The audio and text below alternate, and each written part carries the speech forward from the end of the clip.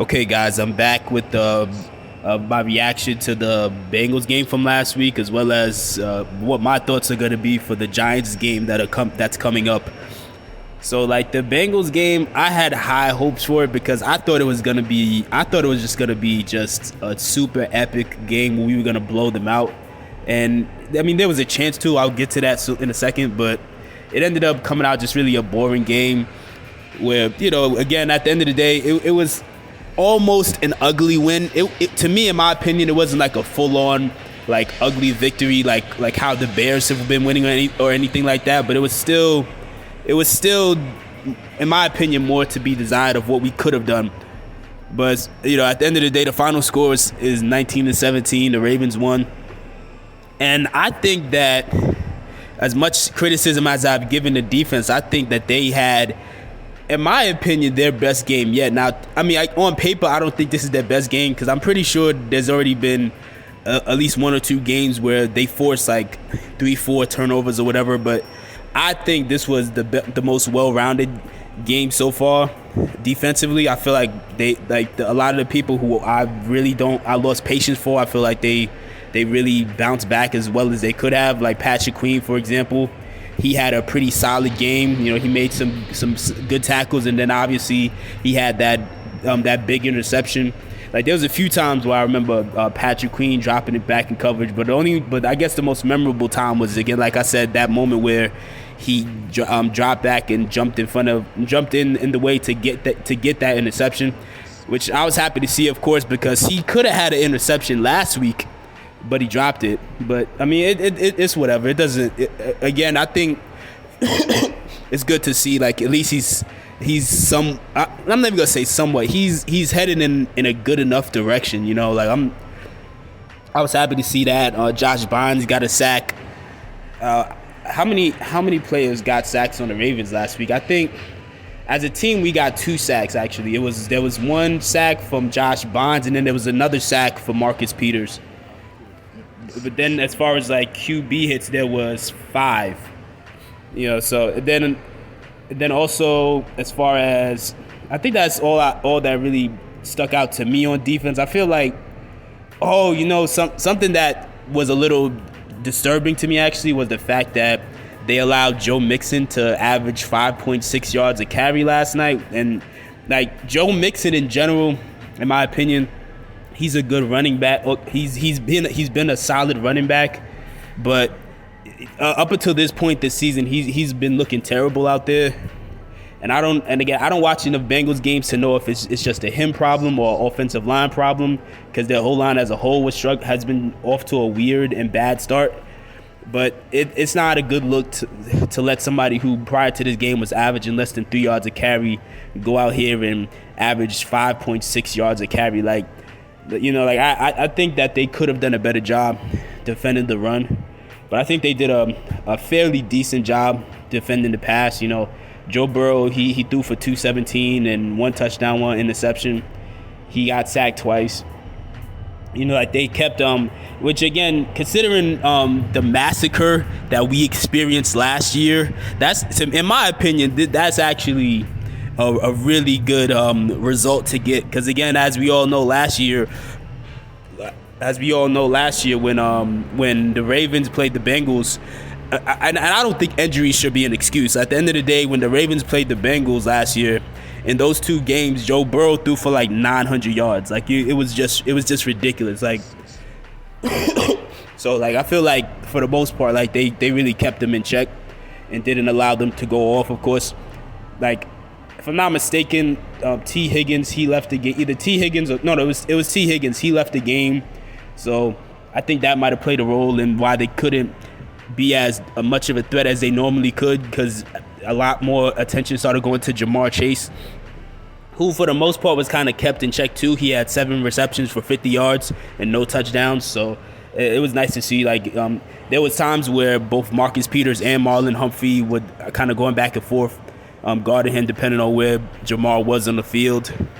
And Marcus Peters, I think they both did a solid job, but it felt like Marcus Peters was much more willing to get physical with him, especially after, like, there was one time where it looked like he let Jamar get the best of him at one point. But So I think overall, like, the defense had like a solid outing.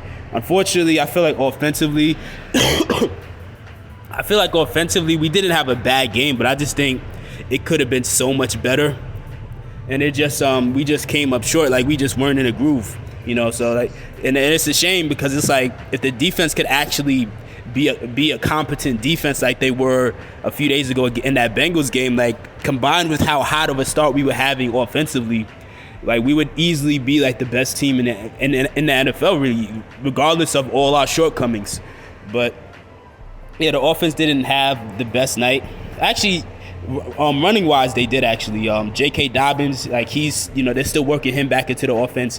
He averaged 5.5 yards a carry. He had 44 yards. Kenyon Drake, he averaged 6.5 yards per carry. Devin Duvernay, he had a couple carries. He averaged 8 yards a carry. Mike Davis, he rushed once for 3 yards. But then also, of course, Lamar Jackson, he rushed for 58 yards, averaged 4.8 yards per carry, including that one.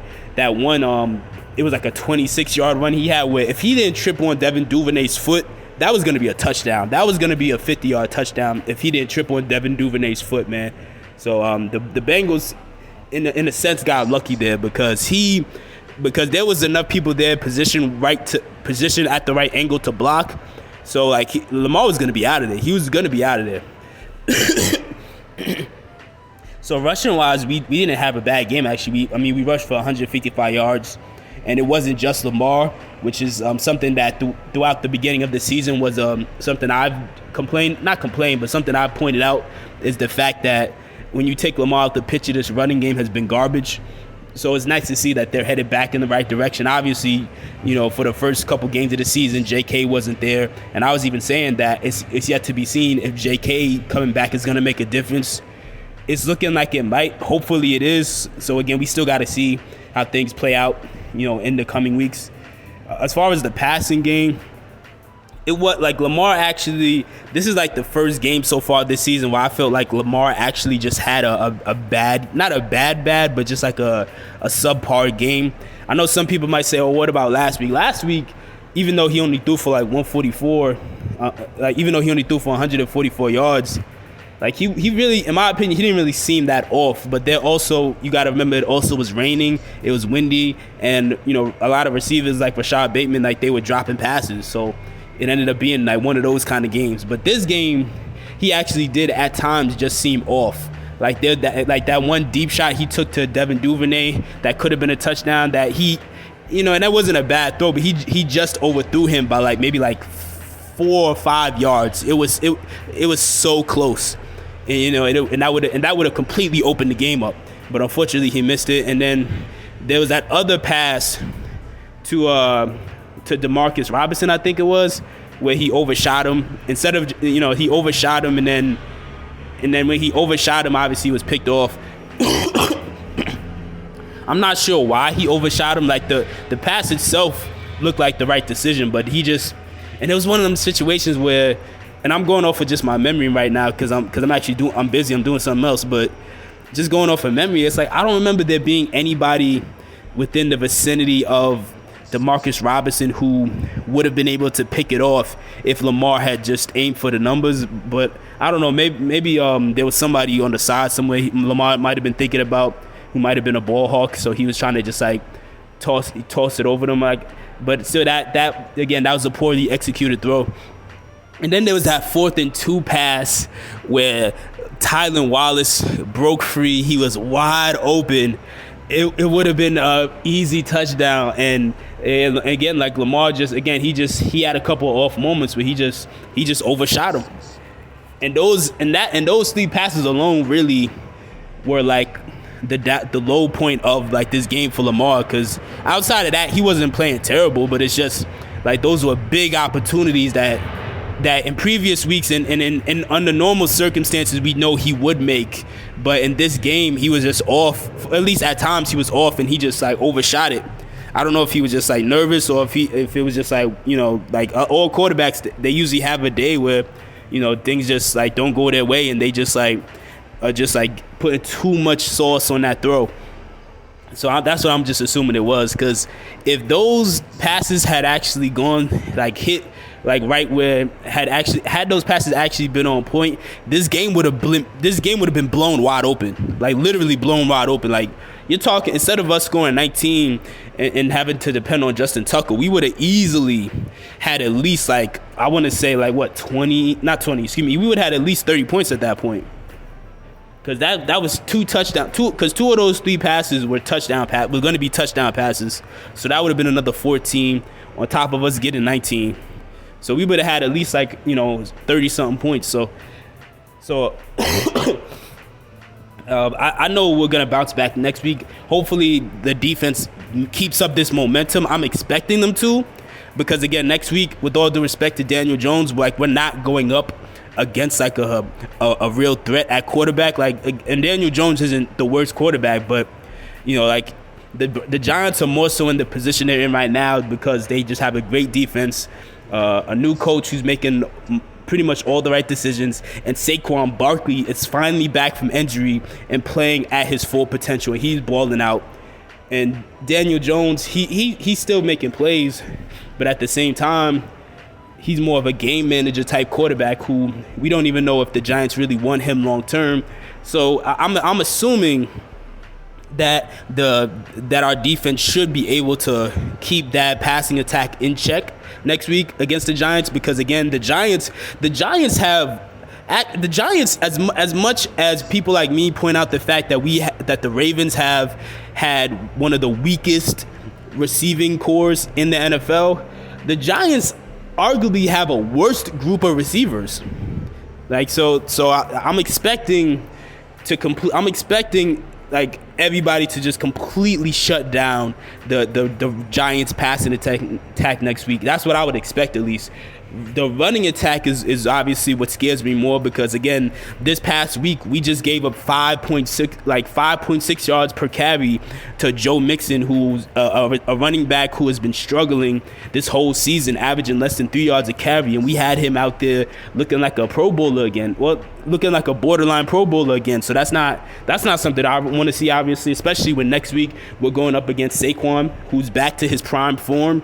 He's back from injury, back in his prime form, and he's out here looking like a beast. He's out here looking like a video game every week now, pretty much. I think that should obviously be like the number one focus, is containing Saquon, because again, like if they allow Saquon to get the same opportunities that Joe Mixon just had a few days ago in that game, it's going to be a much uglier situation, because in that situation, instead of getting 78 yards, I would expect Saquon to end up with like freaking 150 yards against us by himself. So again, hopefully that's not the case. I'm hoping and I'm predicting that our defense is actually going to contain him.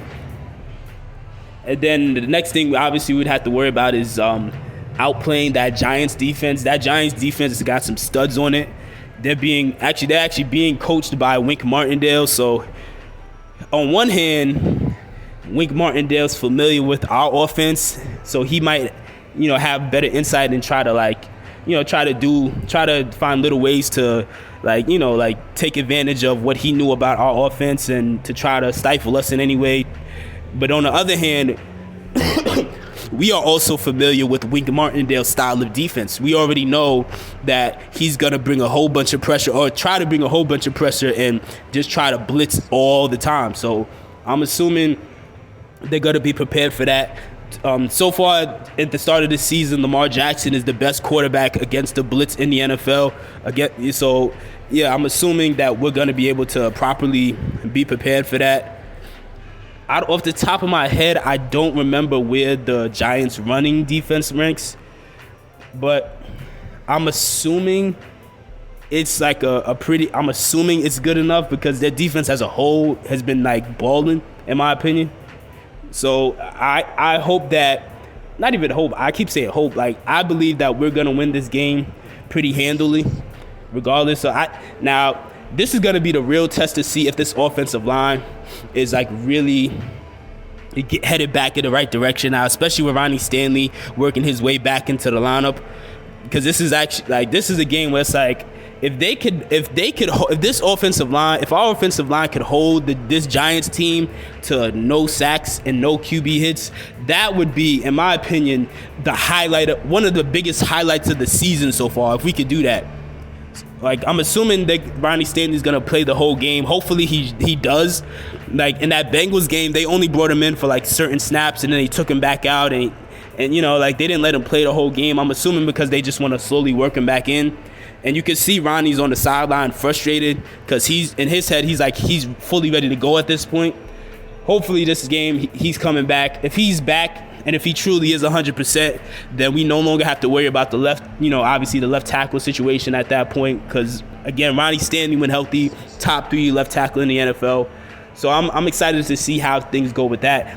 My prediction for the score for the Giants-Ravens game is I think the Ravens are going to win it, and I think the score is going to be 35-20. Because I do think that the Giants are going to find ways to put up points. I think Saquon might have a few moments here and there where he might, be able to reach the end zone. Hopefully he doesn't. But my prediction for the final score is 35-20 Baltimore. Let me know in the comment section below, what is your prediction for the game, and what do you think is the main thing that we need to focus on offensively and defensively to make sure we get this win?